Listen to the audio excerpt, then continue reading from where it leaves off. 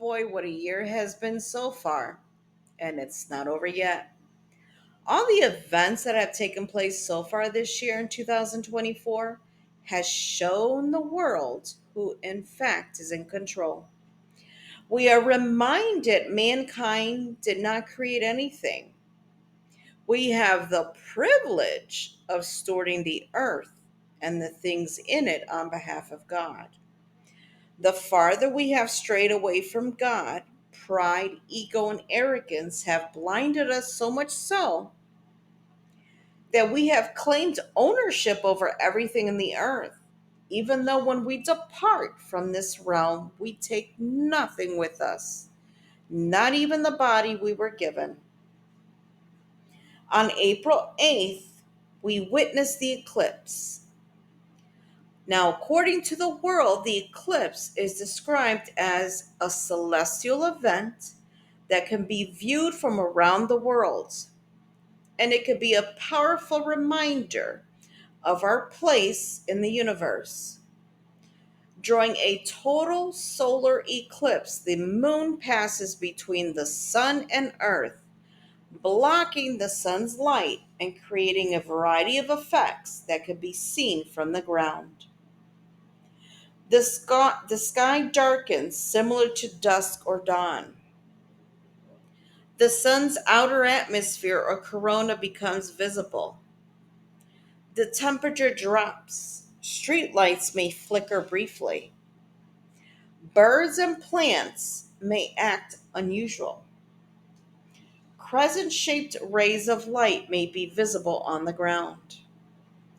Stars, planets, and even comets may be visible. We count on the sun to rise and shine upon the earth each and every day. But on April 8th, many gathered, including myself, to sit and watch the eclipse take place.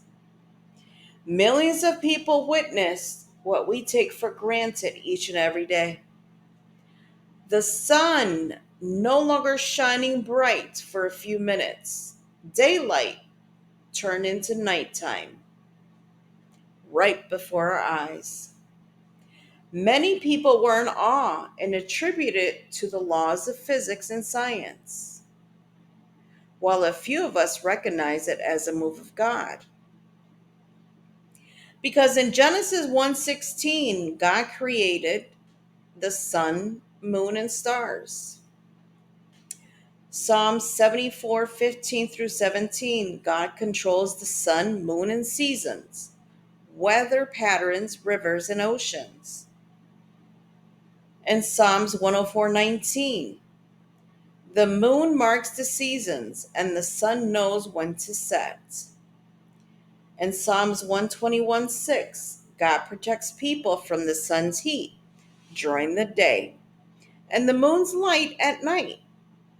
Amos 5:8, God created the cycle of day and night and controls the sea. Isaiah 13:10, the sun, moon, and stars no longer give their light. We witness Proverbs 21:1.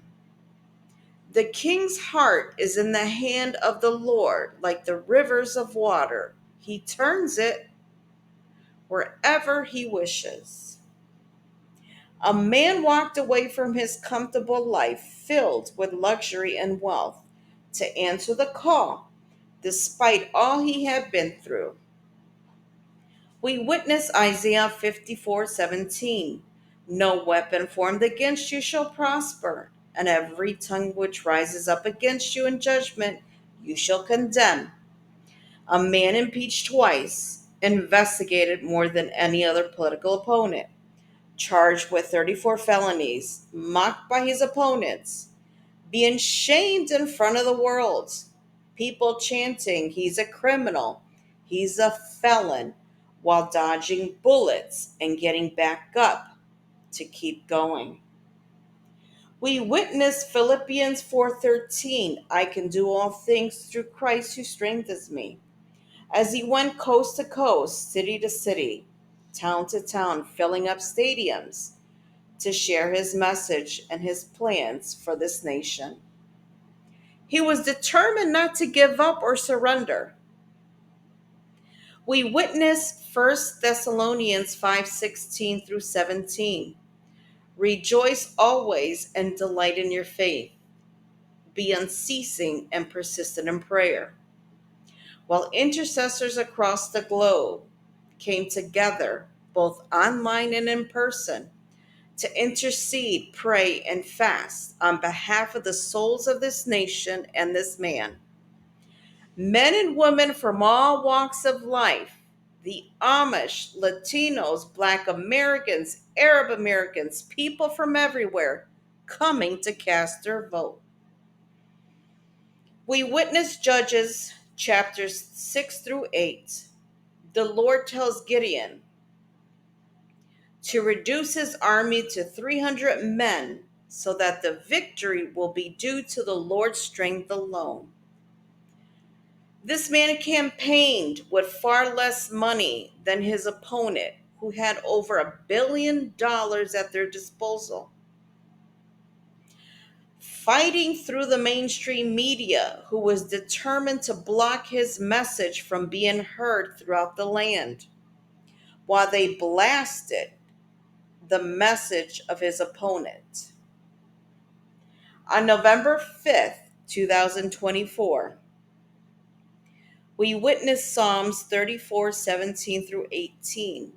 The Lord hears his people when they call to him for help and rescues them from all their troubles. The world watched on national television, state by state, light up in red. The world said it could not happen, but we witnessed Romans 8:31. If God is for us, who can be against us? An outsider, Donald Trump, once again be seated in the highest seat of the land. We witness Psalms 47:8. God reigns over the nations. God is seated on his holy throne. On Inauguration Day, we will witness Daniel 2:21. He changes times and seasons. He disposes kings and raises up others. He gives wisdom to the wise and knowledge to the discerning. So far in 2024, we witness Job 33:14. For God speaks in one way and in two, though man does not perceive it. We are reminded to be vigilant of the schemes of the enemy, but more importantly, set your minds on things above, not on earthly things. Colossians 3:2. What a time it is to be alive, seated front and center to bear witness to the move of God. I want to thank you all for tuning into the Glory Soapbox, and remember 2 Chronicles 7:14. If my people who are called by my name will humble themselves and pray, seek my face and turn from their wicked ways, then I will hear from heaven and I will forgive their sin and will heal their land. It is God that will make America great again through Donald J. Trump. Trump is doing his part.